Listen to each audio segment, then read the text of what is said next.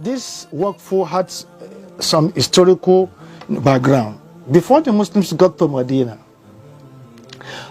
there was a Jew, that lived in Medina, and he had access to this well. In fact, he was the owner of the well, and the well was one of the best wells, that the water was very pleasant and very nourishing. So it was always, Muslims were always at the receiving end of this Jew. Each time they want to fetch water from it, the Jew will make them to pay exorbitant price before they access water. It was very difficult. So there was a day the Prophet ﷺ now asked, who will bail out the Muslims by buying this well to quench the thirst of the Muslims, and so that Allah can give him a very magnificent reward in the hereafter. Upon hearing this, Uthman bin Affan radiallahu anhu now approached the Jew and asked the Jew that he wants to buy the well. But the Jew refused to sell out the well because he knew the importance of that well. So, but because Uthman himself was a very successful businessman, he had business mind. He now again went back to the Jew with a very big price. The Jew refused.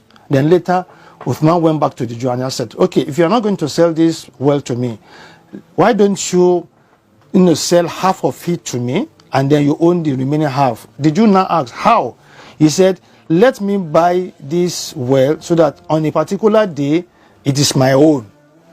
I can allow people to take water from it. Then the following day, it is your own. You can do the way you like with it. The Jew thought it was a very good business strategy. He now agreed with Uthman. So what happened was that when Uthman bought the well, he now made it accessible to everybody, whether they were Muslims, whether they were Christians, whether they were Jew. He made it accessible to all of them. So what really happened was that each person on the day the well was assigned to Uthman as Uthman's well, they will all fetch their water and fetch water that will sustain them for the second day. So it got to a point that when it was the turn of the Jew, nobody went to the Jew to buy water. So it's now dawned on the Jew that he was a loser.